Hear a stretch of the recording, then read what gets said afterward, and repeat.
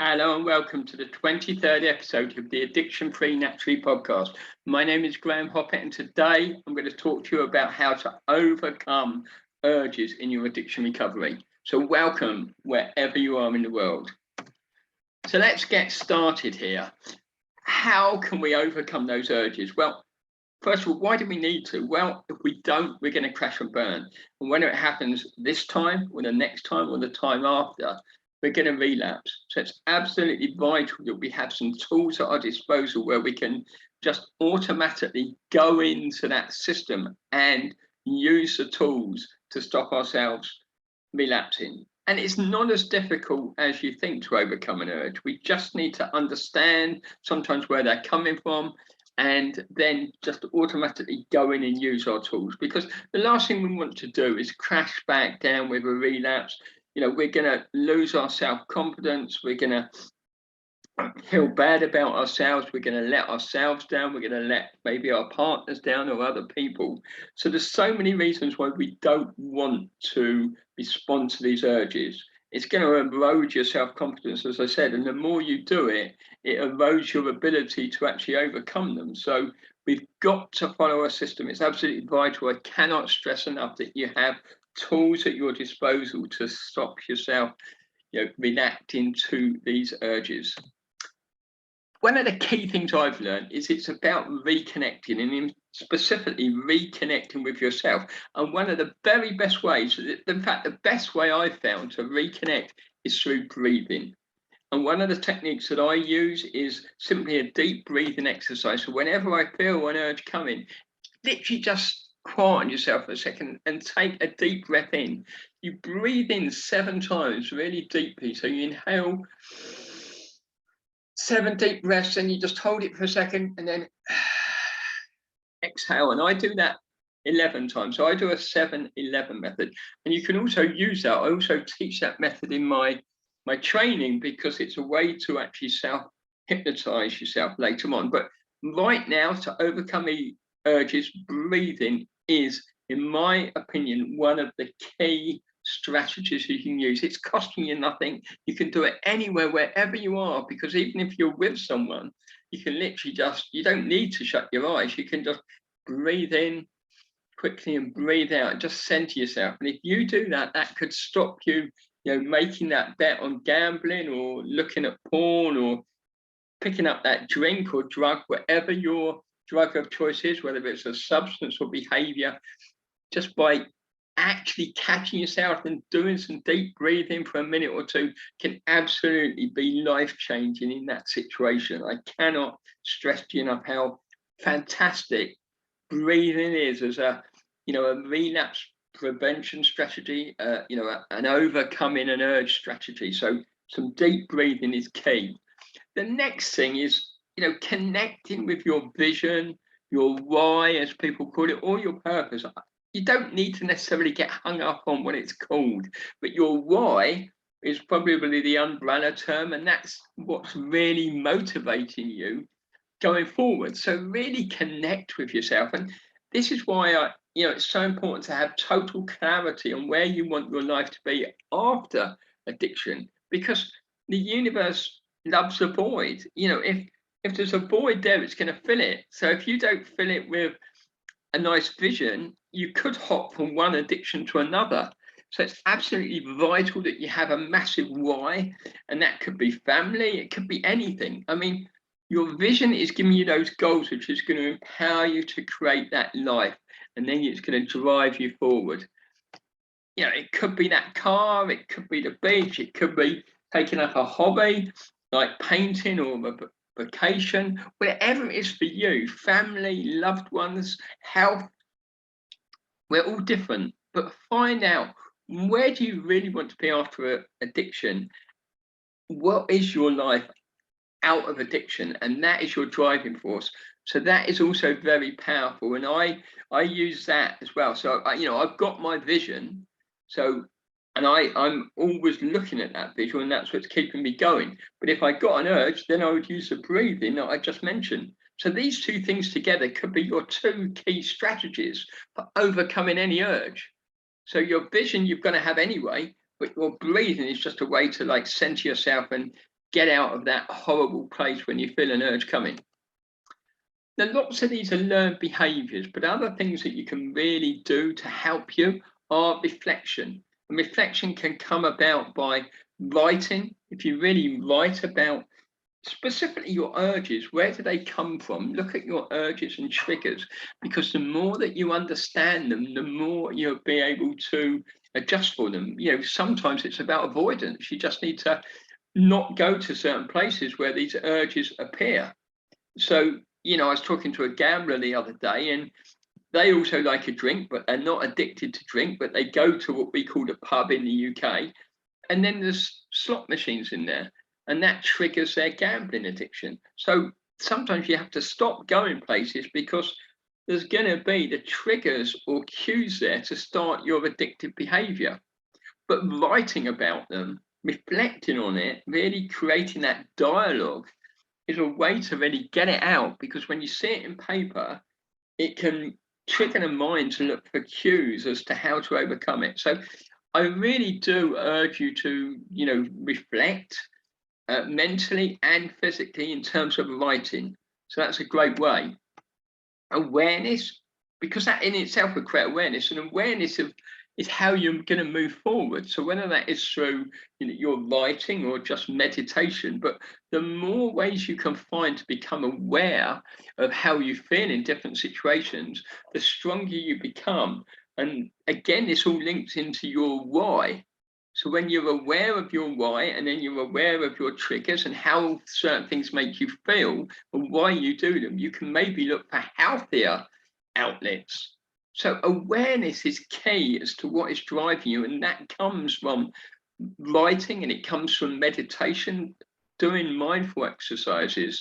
I mean, I meditate every day, and then once a month I also do what I call a 4-hour silence exercise, where I literally sit in silence for 4 hours and just observe my thoughts.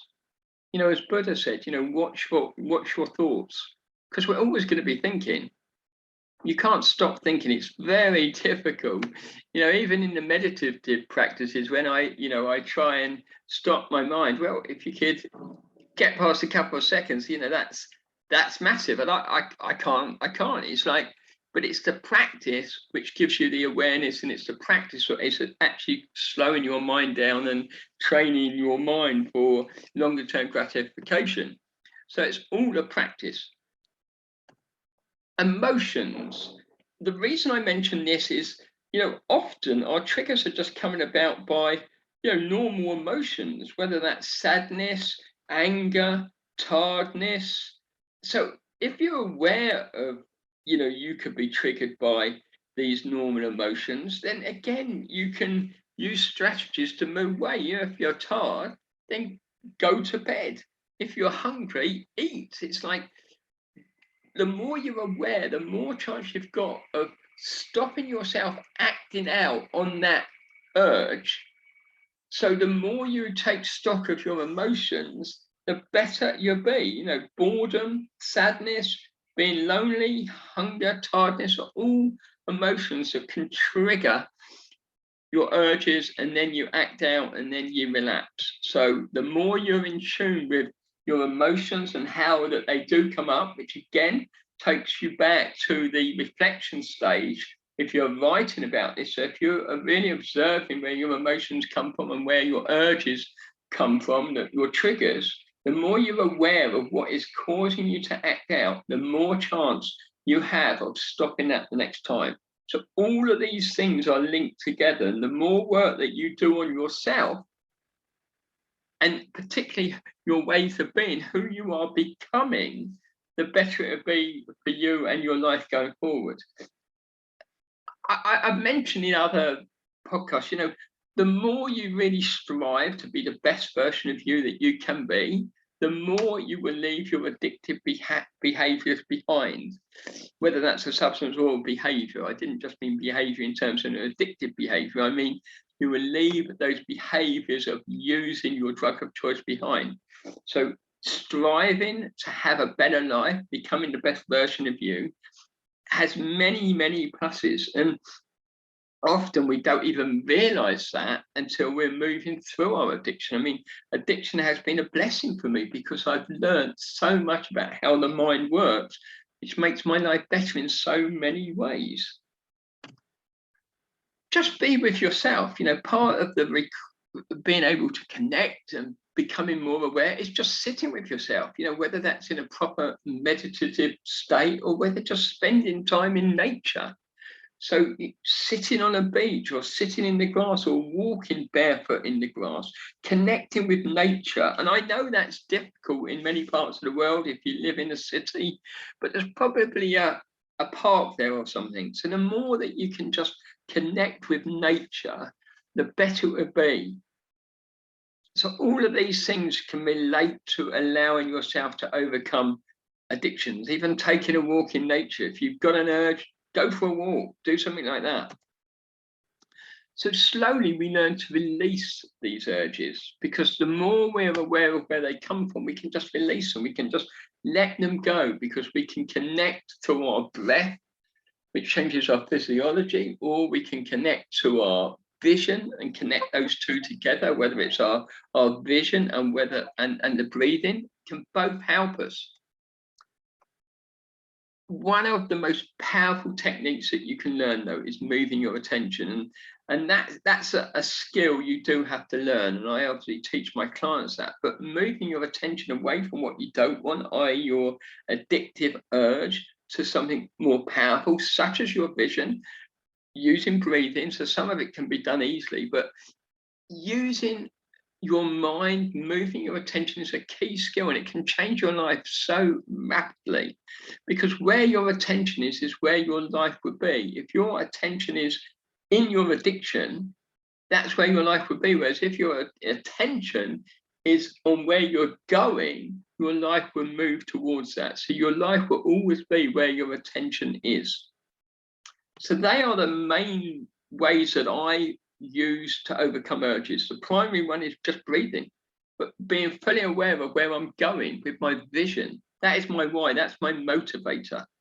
And the more you go in that into detail, the better. I mean, in one of the podcasts, I spoke about a 10 category vision, because the more detailed you are about your vision and the more you relate to it more often, the more you're going to keep driving towards it. But obviously urges will still come up, because wherever you are, there's probably going to be some sort of triggers.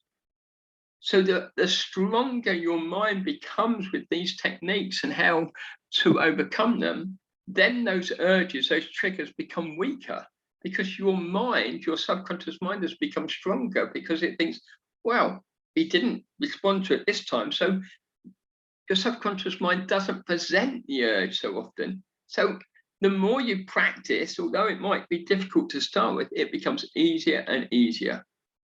It truly does become easier and easier. So keep practicing.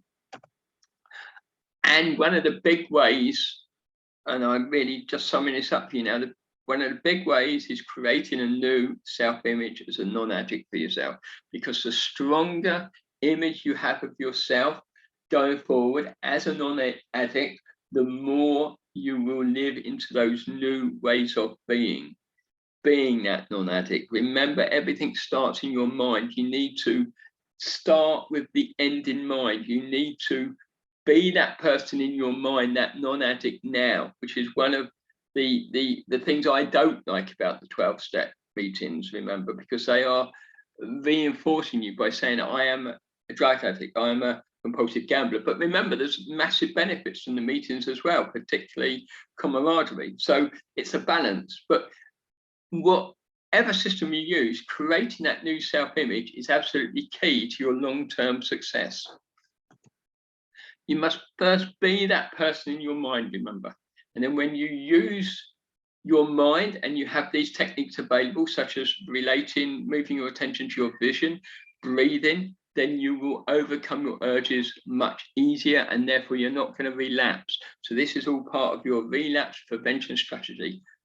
So connect with yourself, connect with your breath, connect with your vision, do some reflective work through meditation and through writing, and you will be much stronger in your ability to overcome your urges.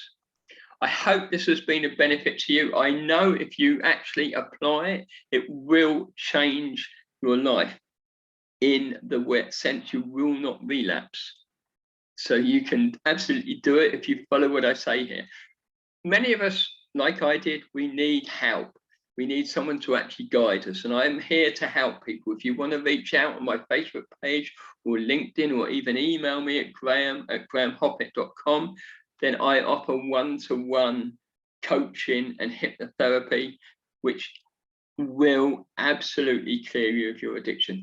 But I wish you all the very best today. Have a great day. But now apply these tools. Know that you can overcome your urges, and absolutely know you can overcome any addiction, whether that is a behavioral addiction such as sex or gambling, or a substance such as drink or drugs. You can absolutely overcome it. And a great mantra that I live by, which one of my mentors told me, is if it's to be, it is up to me. Have a great day, and I wish you the very best.